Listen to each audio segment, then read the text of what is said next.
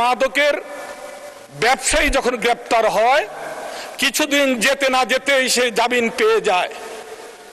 গত সপ্তাহে আমার নির্বাচনী এলাকায় এক মাদক সেবীকে গ্রেপ্তার করার পর আদালতে সুপর্দ করার পরে আমার পুলিশ ভাইয়েরা থানায় আসার পূর্বেই সেই মাদক সেবীকে থানার সামনে চায়ের দোকানে চা খেতে দেখেছে মাননীয় স্পিকার। এতে আমাদের পুলিশ ভাইয়েরাও নিরুৎসাহিত হয়ে যায়। সেই জন্য মাননীয় আইনমন্ত্রীর কাছে আমার আহ্বান থাকবে, উনার সুস্পষ্ট এবং কড়া নির্দেশনা প্রণয়ন করা হোক, কোনোভাবে মাদকের মামলা নিষ্পত্তি না হওয়া পর্যন্ত কোনোভাবেই তারা যেন জামিন না পায়। মাননীয় স্পিকার, আজকে মাদক দ্রব্য নিয়ন্ত্রণ অধিদপ্তর ঢাল নেই, তলোয়ার নেই, নিধিরাম সর্দারের মতো দায়িত্ব পালন করছে। তাদের কোনো লোকবল নেই।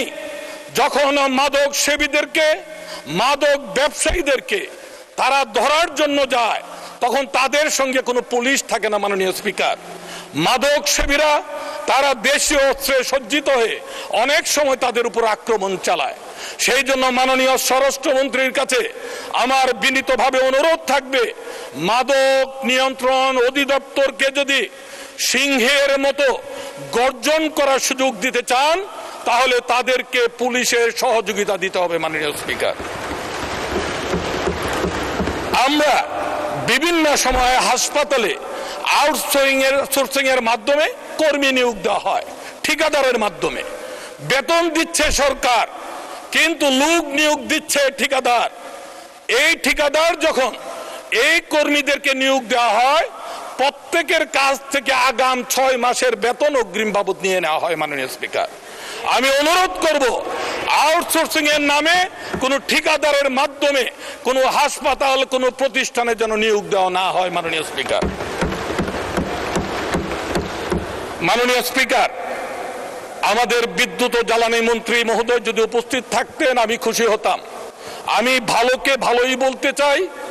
মাননীয় প্রতিমন্ত্রী মহোদয় রয়েছেন, বিদ্যুতের সংকট রয়েছে, কথা অস্বীকার করার কোনো উপায় নেই।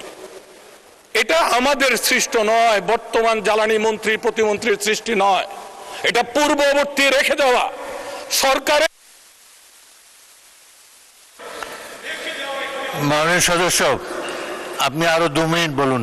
মাননীয় স্পিকার, রবিবারে আমাকে আশ্বস্ত করেছিলেন মাননীয় হুইপ, চিফ হুইপ, আমাকে প্রথম পর্যায়ে 8 মিনিট, পরবর্তীতে আপনার কাছ থেকে সহানুভূতি নিয়ে আরো 4 মিনিট।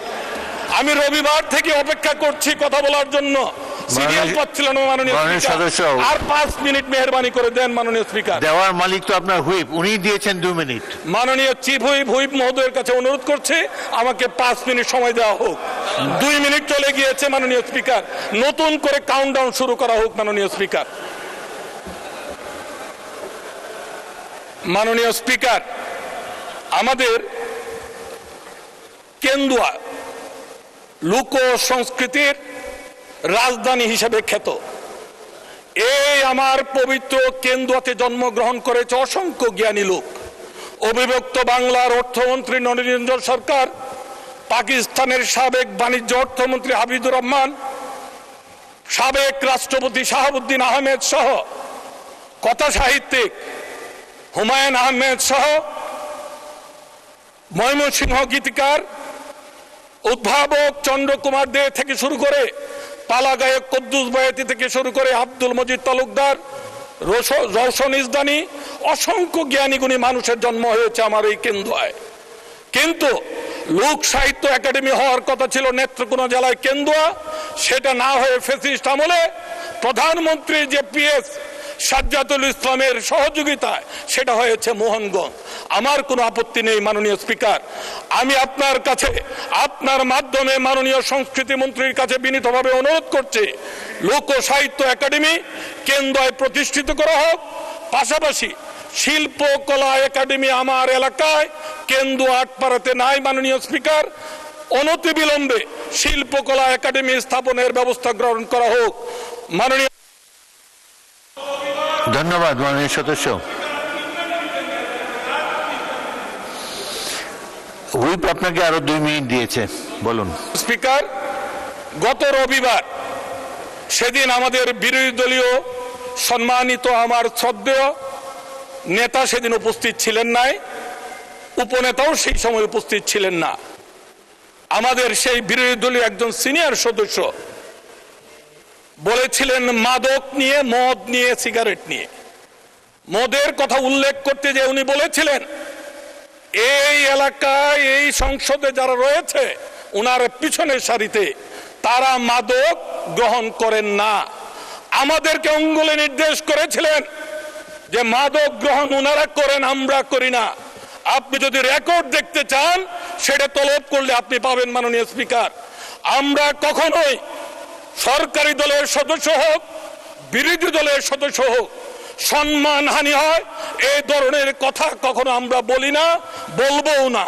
আমি রবিবারে সেই আর্কাইভ থেকে আপনার কাছে অনুরোধ করছি আমাদের প্রতি যে অঙ্গুলি নির্দেশন করেছিলেন সেটা এক্সপান্স করা হোক মাননীয় স্পিকার, এবং আগামীতেও আমরা মিলেমিশে সেই সঙ্গে আমি বলতে চাই আমাদের সেই নেত্রকোনার আমার এক সংসদ সদস্য বিরোধী দলের ভাই যখন ওনার গাড়ির ভাঙচুর করা হয়েছিল এই মাননীয় স্বরাষ্ট্রমন্ত্রী আমাকে ফোন করেছিলেন এবং উনি সংসদ সদস্যর সম্মান রক্ষা করার জন্য প্রয়োজনীয় যা ব্যবস্থা তা যেন গ্রহণ করা হয়।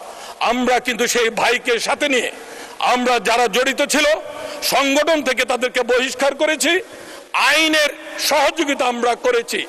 কিন্তু আমরা কষ্ট হয় যখন সেই বিরোধী দলের থেকে সম্মানিত একজন সদস্য যখন আমাদের দিকে অঙ্গুলি নির্দেশ প্রদান করে সমাজে হেয় প্রতিপন্ন করার চেষ্টা করেন, সেটাতে আমরা কষ্ট পেয়েছি, আঘাত পেয়েছি। আমরা বলতে চাই